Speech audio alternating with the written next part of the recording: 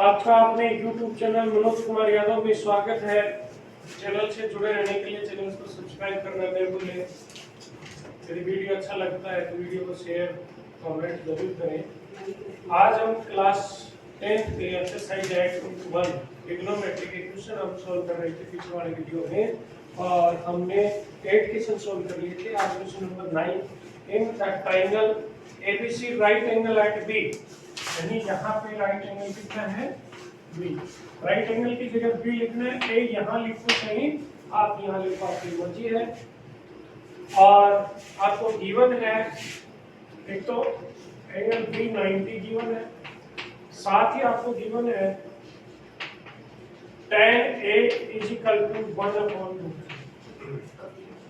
ये चीजें आपको गिवन है। इसमें आपको निकालना है sin A cos C plus cos A sin C। Second आपको निकालना है cos A cos C minus sin A sin C। देखने को क्लियर दिख रहा है कौन तक को?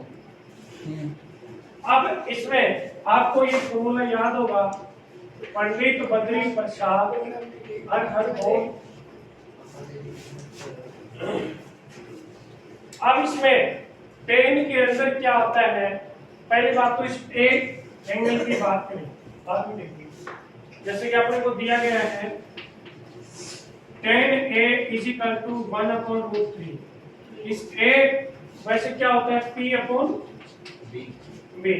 P क्या आ गया 1K मान ले, तो क्या लग किया गया, और B क्या मान ले 2 इस A एंगल के लिए ये तो P आ गया, और ये आ गया B, और ये आ गया H। B आपका आ गया 2-3K, और ये आ गया K। सबसे पहले आप क्या निकालोगे, hypotenuse. In triangle ABC by Pythagoras theorem आप लिखेंगे AC का square = AB square plus BC square. AB कितनी है √3K का होल स्क्वायर, और BC कितनी है K का होल स्क्वायर। तो आपका क्या आ जाएगा AC स्क्वायर बराबर 3K square plus K square. देखिए स्क्वायर रूट 3 का स्क्वायर होता है 3, स्क्वायर रूट 3 का स्क्वायर क्या होता है 3। 3K स्क्वायर और 1K स्क्वायर कितने हो गए 4K स्क्वायर। आप स्क्वायर रूट लोगे बोथ साइड, तो AC = आपका क्या आ गया ये क्या आ गया। इतना करने के पश्चात आप देखोगे इसमें अपने को sin A की वैल्यू चाहिए, cos C की चाहिए, cos A की चाहिए, sin C की चाहिए। देखो sin A sin C इनकी वैल्यू चाहिए, cos A cos C दोनों की वैल्यू करनी चाहिए। अपन दोनों की वैल्यू फाइंड आउट करके अपने के अंदर पुट कर देंगे, ठीक है। अब हमें देखिए आपको sin A की वैल्यू चाहिए, cos A की वैल्यू चाहिए, sin C चाहिए, cos C चाहिए। sin बराबर क्या होता है P/H। sin बराबर क्या होता है P/H, और cos बराबर क्या होता है B/H। एक बात बताइए मेरे को, ये भी P/H, ये भी P/H,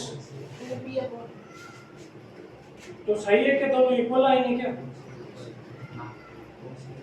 इक्वल आएंगे कि नहीं आएंगे, नहीं आएंगे, क्योंकि इनका एंगल अलग है। तो S तो वही रहेगा लेकिन P बदल जाएगा। इस A एंगल के लिए बात करें अपन, A एंगल के लिए P ये है, H ये हो गया, B ये, ठीक है ना। इस A एंगल के लिए P क्या आएगा K, और H क्या आ गया K से K कट गया, क्या वैल्यू आ गई 1/√3, ठीक है। सॉरी h क्या है 2k, राइट। h क्या है,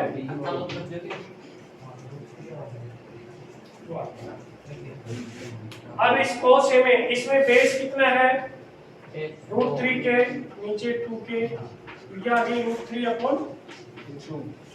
क्लियर। अब एंगल बदल गया, ये दोनों भी बदल रहे हैं। आप किस एंगल की बात कर रहे हैं, सी एंगल ये है, सी के ऑपोजिट साइड तो क्या होती है पी, और ये होगी, तो ये पी की वैल्यू कितनी आ जाएगी, और नीचे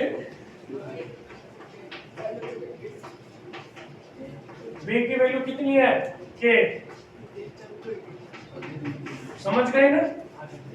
अब आप ये वैल्यू निकालने के पश्चात अपन एक वैल्यू पुट कर देंगे इनके अंदर, जैसे कि फर्स्ट अपना sine A cos c plus cos a sin c। देखना साइन ए की वैल्यू कितनी फाइंड आउट की आपने, 1/2, cos c की 1/2, cos a की और sin c की ये आ गया 1/4, स्क्वायर रूट 3 और 3 कितने हो जाए, 3 हो जाएंगे, 3/4। क्या वैल्यू आ गई, 1 वैल्यू आ गई। इसी तरह अपन इसका सेकंड पार्ट भी मैं जगह कम है लेकिन फिर भी कर दूंगा। सेकंड पार्ट अपना cos a cos c minus sin a sin c। cos a की फाइंड वैल्यू कितनी निकालनी थी आपने, स्क्वायर रूट 3/2, और cos c की 1/2, sin a की 1/2 और sin c की ये आ गया √3/4 माइनस √3/4, सेम है तो कट गए, तो क्या वैल्यू आ गए, 0। समझ गए। Question number 10, in triangle PQR right angle at Q, right angle पे क्या है Q, PQR, और आपको गिवन है, एक तो सबसे पहले Q90 है, और आपको दिया गया है PR प्लस QR कितना है 25, PQ कितना है 5 centimetre. Determine the values of sin P cos P, tan P निकालना है, sin P cos P और tan P, इनकी वैल्यू आपको फाइंड आउट करनी है। देखिए इनमें तीनों में एंगल P के लिए बात हो रही है, तो इस P के लिए ये तो हो जाएगा परपेंडिकुलर, ये हो जाएगा बेस, ये हो जाएगा हाइट। एक तो PQ दे रखी है आपको, PQ कितनी दे रखी है 5 सेंटीमीटर, PQ कितनी गिवन है। अब आपको दे रखी है PR और QR, इन दोनों का सम कितना दे रखा है 25। तो एक को जैसे कि आप मैं मान लो ये x सेंटीमीटर है, तो ये कितनी आएगी 25 minus x,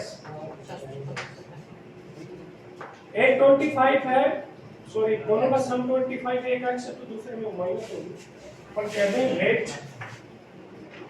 QR is equal to x centimetre, so PR is equal to 25 minus x। ये गलती मत कर देना, 25 प्लस x नहीं होगी, x प्लस 25 नहीं होगी, क्योंकि दोनों का सम 25 है। एक एग्जांपल में 10 मानूं तो दूसरी कितनी आएगी 15, एक 5 का तो दूसरी 20, 25 में से तो माइनस करोगे। अब अपने पास इन दोनों की वैल्यू एग्जैक्ट नहीं है, निकालेंगे। इन ट्रायंगल PQR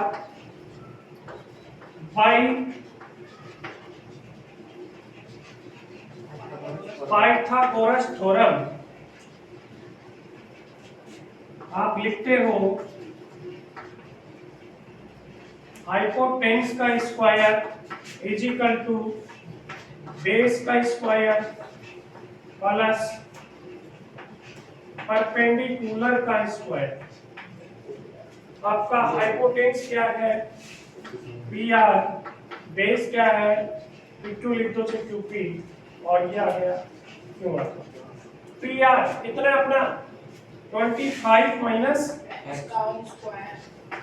QP 5 और QR। इसका होल स्क्वायर खोले जिस तरह से आप a माइनस पी का होल स्क्वायर खोलते हैं, a square minus 2ab plus b square, यानी 25 का square minus 2 into 25 into x plus x का स्क्वायर, आगे 5 का स्क्वायर 25 प्लस x स्क्वायर। देखो x स्क्वायर इधर भी है और इधर भी, ठीक है? इधर करूंगा मैं 25 का स्क्वायर 625 माइनस इनको मल्टीप्लाई किया 50x इज इक्वल टू आगे क्या गया 25 minus 50x is equal to 25, ये आगे चला गया 625, इधर इसका साइन चेंज हो गया, इधर प्लस था कि माइनस हो गया, यहाँ बच गया माइनस 50x, ये कितना बचा minus 600, x is equal to minus 600 upon minus 50, minus से माइनस कट गया, कितना आ गया? तो आपकी QR कितनी आ गई? 12 सेंटीमीटर, और PR कितनी आ गई? 13 सेंटीमीटर। ये तो आ गई आपकी 13 सेंटीमीटर, और ये आ गई आपकी 12 सेंटीमीटर। अब आपने को निकालना है, साइड निकालने के बाद साइन थी, साइन क्या होता है? P अपॉन H, और P क्या है इसका? QR, और H है PR। QR कितना आ गया आपका पास? ये कितना आ गया 12 है, और PR कितना है? एक आपको निकालना है cos P, cos क्या होता है? B अपॉन H, B क्या है इसका? PQ अपॉन PR, P आ गया 530। एक आपका tan P, tan क्या आएगा? P अपॉन B, P क्या है? QR, और B है PQ, P आ गया 200। ये निकालो आप निकालो। Question number 11, state whether the following are true or false, justify your answer, justify your answer। First है इसमें the value of a 10a is always less than 1। ये कह रहा है फर्स्ट पार्ट कि 10 की वैल्यू हमेशा 1 से कम होगी, जबकि आप देखिए 10 इज इक्वल टू क्या होता है? P अपॉन B, ये वैल्यू 1 से कम होगी, इसका मतलब नीचे वाला डिनोमिनेटर बड़ा होगा। भाई ये ऊपर वाला डिनोमिनेटर बड़ा है तो 1 से बड़ी भी आ सकती है, यानी ये कह रहा है कि B हमेशा P से ऑलवेज लेस देन हो सकता है। क्या जरूरी है क्या बेस हमेशा परपेंडिकुलर से छोटा है? ऐसा नॉट पॉसिबल, नॉट कंपल्सरी।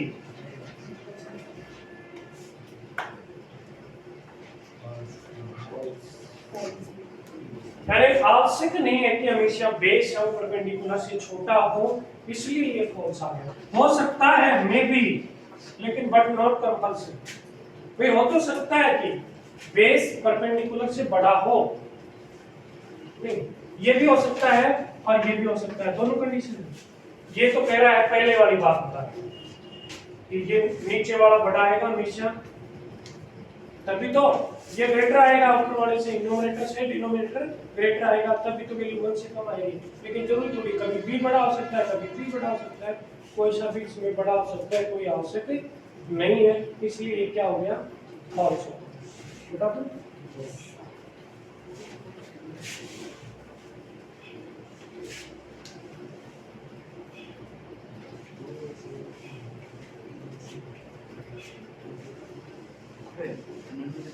क्योंकि बेस और परपेंडिकुलर में हाँ ये आवश्यक है कि हाइपोटेन्यूज हमेशा सबसे बड़ी होती है, लेकिन बेस और परपेंडिकुलर में कोई मतलब नहीं होता। इसी का सेकंड पार्ट दे रहा है sec x is equal to 12/5 हो सकता है क्या? sec देखो इधर sec क्या होता है? हाइपोटेन्यूज अपॉन बेस हो सकता है। देखो बेस से ऊपर वाली पड़ी है ग्रेटर है, इसलिए ये ट्रू हो सकता है। यदि इसका उल्टी वैल्यू देते थे, बेस हाइपोटेन्यूज से बड़ी दे देते तो नहीं होता। थर्ड है cos A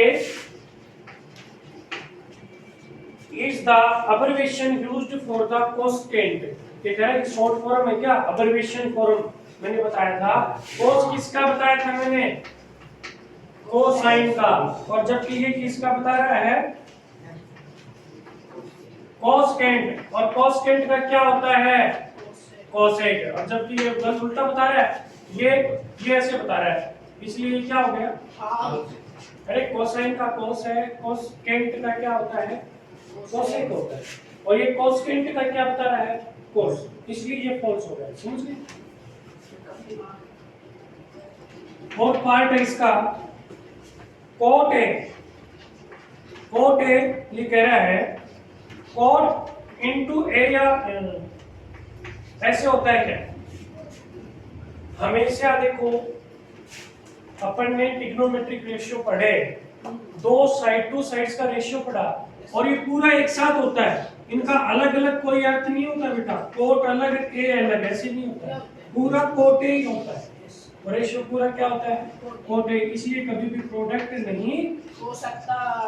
ऐसा नहीं है कोट इनटू ए, ऐसा नहीं है। कोट ए पूरा कंप्लीट ए, ठीक है। कोट प्रोडक्ट ए का कोई मीनिंग नहीं निकलता। अब अपना साइन थीटा 4/3, साइन क्या होता है? P अपॉन आप देखिए बड़े परपेंडिकुलर 4 हाइपोटेन्यूज 3 फॉल्स, क्योंकि हाइपोटेन्यूज हमेशा परपेंडिकुलर से बड़ा होता है, इसलिए क्या है? फॉल्स। हाइपोटेन्यूज इससे छोटा नहीं हो सकता, इसलिए फॉल्स। यदि आपको वीडियो अच्छा लगे तो शेयर करना न भूलिए।